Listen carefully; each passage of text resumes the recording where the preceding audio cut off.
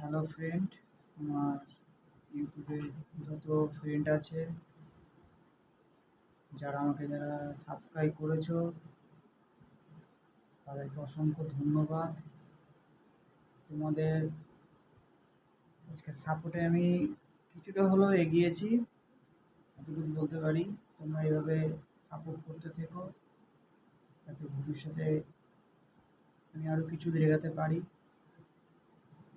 আর সবথেকে বড় কথা, তোমাদের আমি একটা আজকে কথা বলতে চাই, যেটা আমি এই গত 2 মাস ধরে আমার সেরকম মনের পরিস্থিতি ছিল না তোমাদেরকে বলার মতন, কিন্তু তারপরেও আমি টুকটাক রিলস করে গেছি। এই কারণে আমার মেয়ে বলেছে রিলস করতে, দেখতে আমি চুপচাপ থাকতাম, গম্ভীর থাকতাম।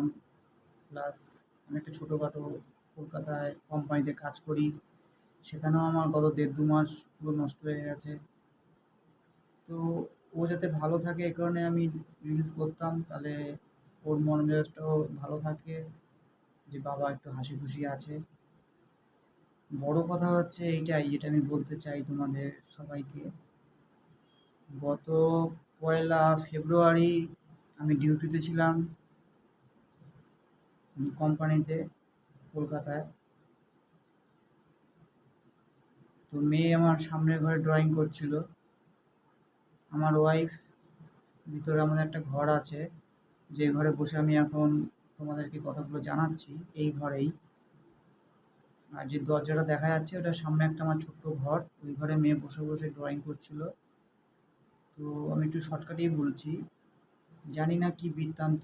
বউ এই ঘরে, আমার যে মাথার উপর যে সিলিং ফ্যান ছিল, ওই ফ্যানে সে গলায় ফ্যাঁস লাগিয়ে সুসাইড করেছে গত 1লা ফেব্রুয়ারি।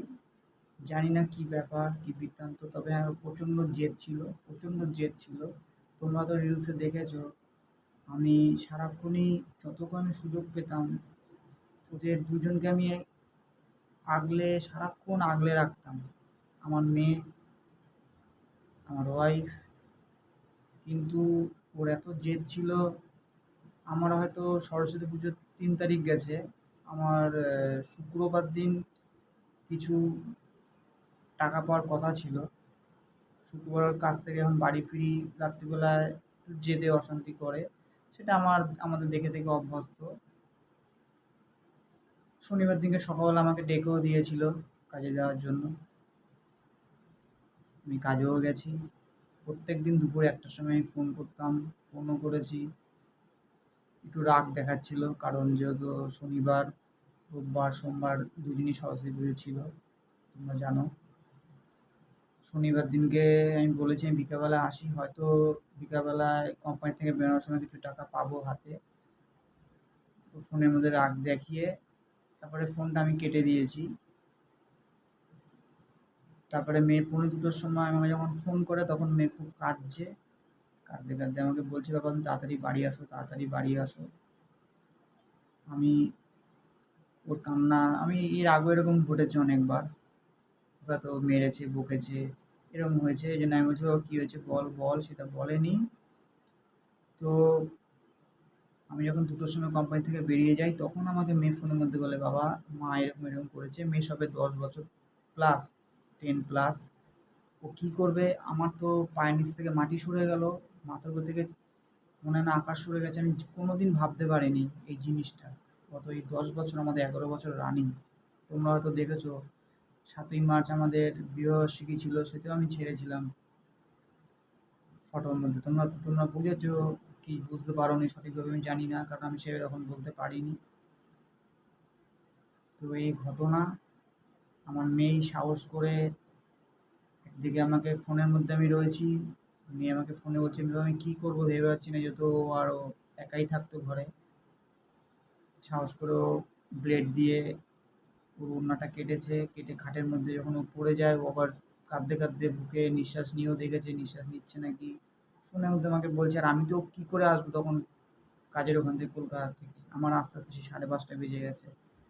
আমি যখন হসপিটালে যাই, কী করবো, আর আমার তো আর এত আগলে রাখলাম, এত নিজে 10 টাকা ইনকাম করলে আমি ওদের পেছনে আমি 20 টাকা খরচা করতাম। জানি না, হয়তো আমার ভুল। ঠিক আছে, আমি এতটুকু আমার বলার ছিল।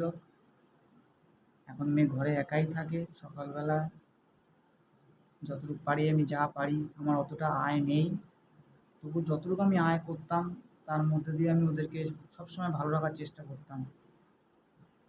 প্রত্যেক বছর কষ্ট হলেও দীঘায় যেতাম, প্রত্যেক বছর। গত 4 বছর ধরে ওদের নিয়ে গেছি, তারাপীঠ নিয়ে গেছিলাম, মায়াপুর গেছি, তারপর যখন সুযোগ পেতাম দক্ষিণেশ্বর, এই চিড়িয়াখানা। আমার অত ক্ষমতা ছিল না, তারপরও ওদের পেছনে আমি চেষ্টা করতাম যাতে ভালো থাকে। আজকে এরকম ঘটনা ঘটবে আমার সাথে আমি কোনোদিন ভাবতে পারিনি। ঠিক আছে, তো সবাই ভালো থাকবে। আজকে মেয়ে ঘরে যাতে একা থাকে, সবাই শুভকামনা করবে যাতে মেয়ে ভালো মতো থাকতে পারে। আমার সে রাত্রিবেলা আস্তে আস্তে 8টা 20 25 হয়ে যায়, তারপরেও আমি এসে যতটুকু পারি দু একটা করে রিলস বানাই, তোমাদের ভালো লাগে। আগেও দেখেছো রাত্রিবেলা রিলস ছাড়তাম, কারণ তখন আমি ডিউটি থেকে ফিরতে ফিরতে আমার অনেক সময় 11:30 10টা 8:30 9টা, কোনো ঠিক থাকে না। বাই, টাটা, সবাই ভালো থেকো।